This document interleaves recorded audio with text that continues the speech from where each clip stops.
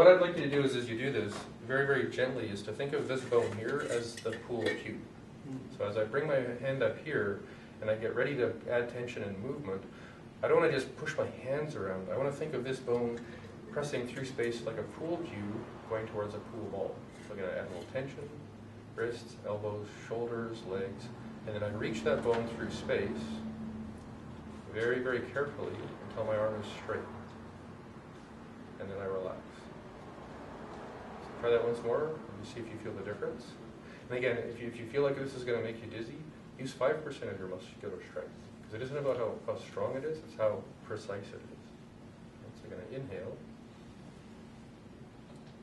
Find that bone, a little tension in the wrist, a little tension in the elbow.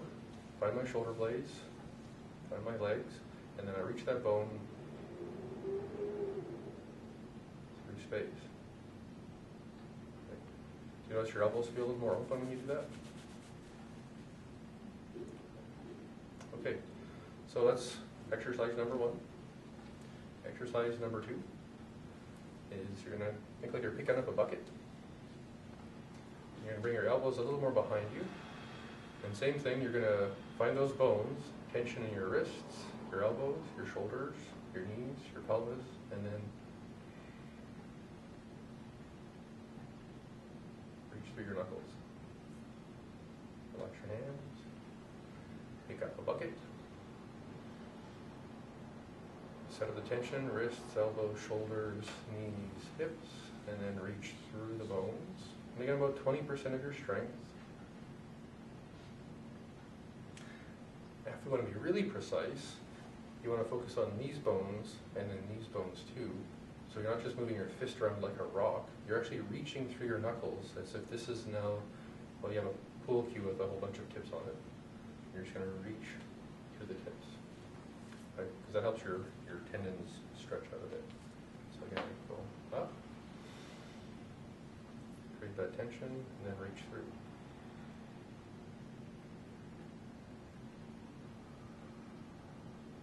Okay. Good. Once more.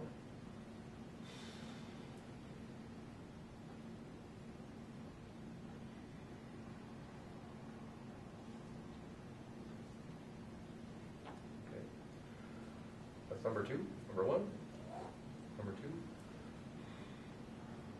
Number 3 is you're going to wrap your hands with a little finger first until your thumb comes around like this. And then when your hand gets in that position, you're going to bring your hand up towards your spine, just below your belly button. But it's not going to go any farther than just in front of your skin. So, and then this is the way you start to make the tension happen. As your hands come towards you, pull your shoulder blades back. And relax. Again, 5%, 20%, somewhere there.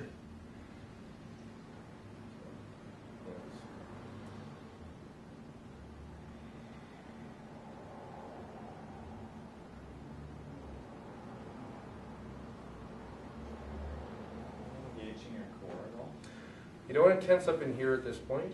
You can cross-link the muscles between your ribs and knees a bit, but we're going to do a whole bunch of core strengthening exercises to ensure that's good later. Right now it's just arms, shoulder blades, legs, safe, Monday, a little bit.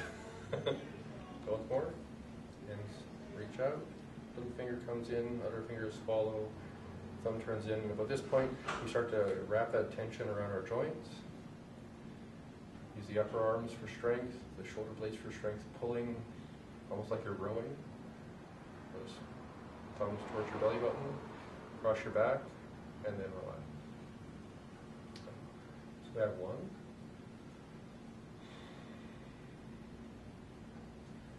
We have 2.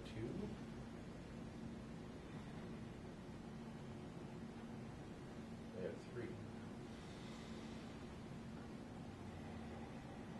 Again, don't forget that rowing part to them.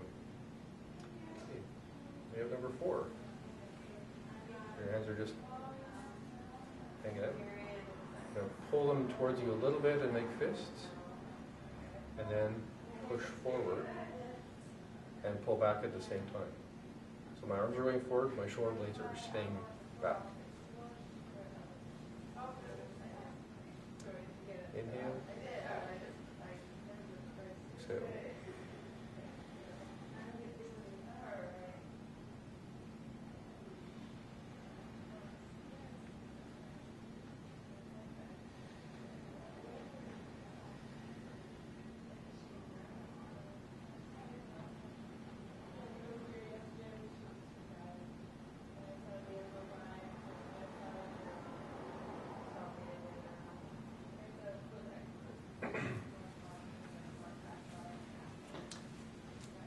So anytime you need to take a break, you can just hang out for a second and just take a couple of breaths just to equalize how much blood flow is going into your muscles. Because if you don't do a lot of like weightlifting or push-ups, your body might be going, what the hell are you doing?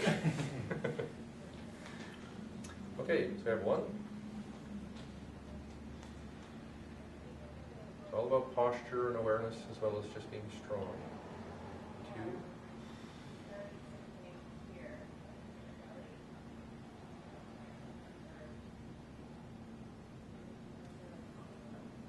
3.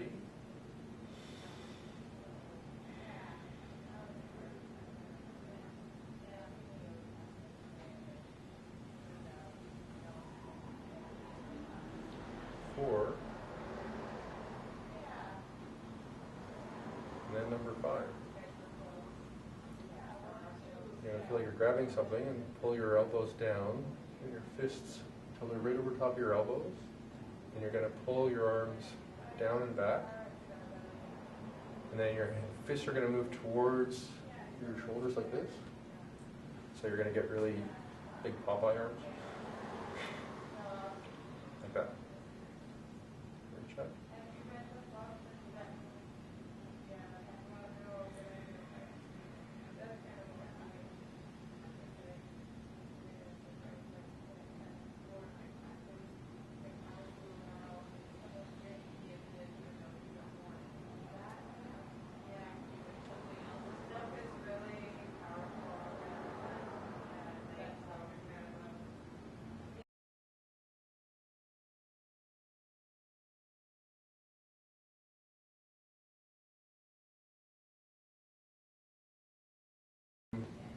We're just going to sit on the floor for a sec, and we're going to learn another little thing that's going to be helpful for us.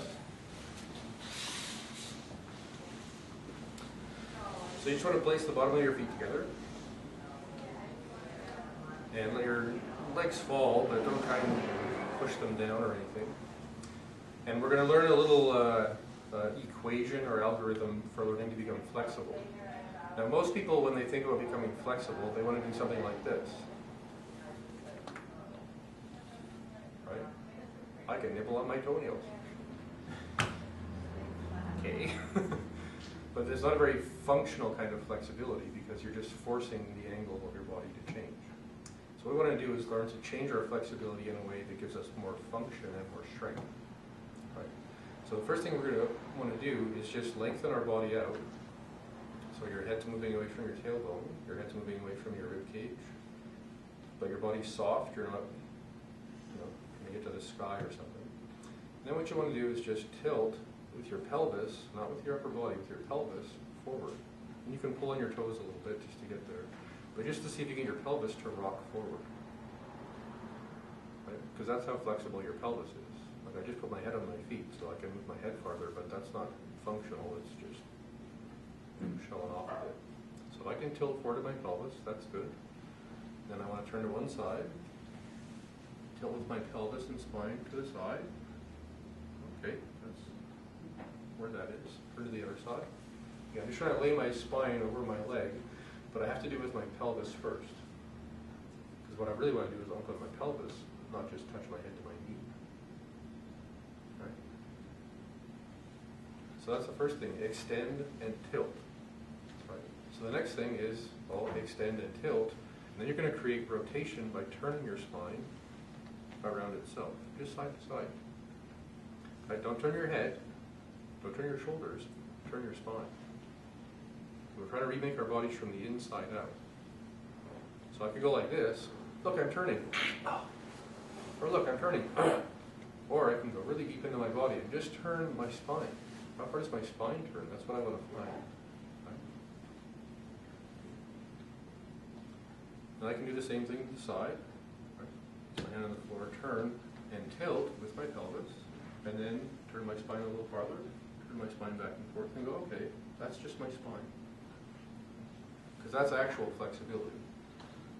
Seeing how far I can turn my head is small. I turn to the side, and I tilt, and then I just extend the rotation of my spine one way or the other. Okay. So that's number 2. Number 3, I have extend, I have tilt, and then I want to do what's called a torso rotation. So I want to basically take the structure of my diaphragm and move it in a circle. One way, and then the other way. And this is just a general introduction to something you can play with for a while. So that's number 3. Extend, tilt, and then rotate your torso or your diaphragm in space, like that.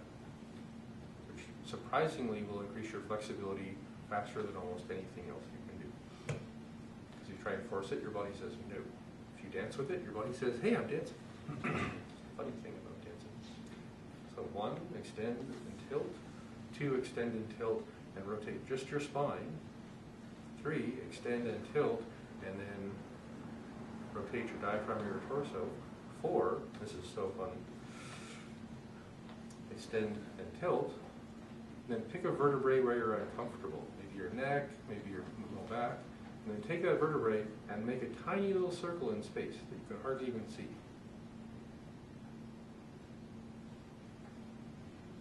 See if that helps you relax your body. Again, I'm not trying to touch my head to my toes. I'm trying to move a vertebrae around that feels tight. I can move to the clockwise, counterclockwise, it doesn't matter.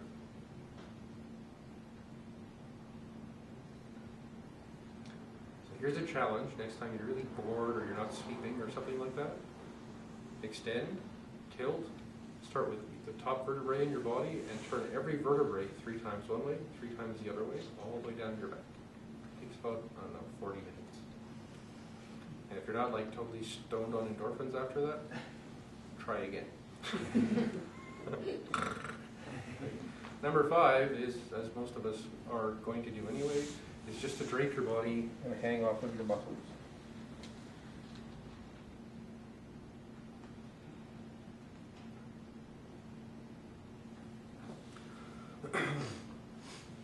So that's just a very general introduction to a process of stretching, and that's just in this position. There's about 8 other positions that we will be using with our feet and our legs and all kinds of different places to totally open up our pelvis and our back so that we, I don't know, could do the splits or something if we wanted to.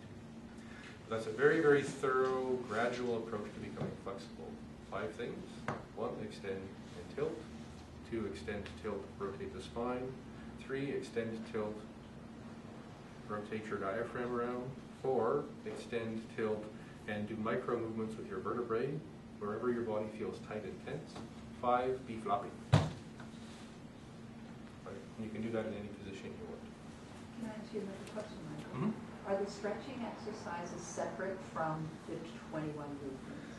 Well, each Jing form is 22 gestures to strengthen basically every muscle in your body. And the floor routine balances that out so we don't become, tense balls of just physical tension. Because you have to balance the contractile effort of your body with the lengthening out of your tendons, or else you actually end up hurting yourself. Right? So there's sort of yin and yang to it. And then there's some basic coordination exercises, like the stuff we were doing with this, to basically get more meticulous in how we move our hands and feet, how we move joints together, so that your strength becomes a coordinated strength.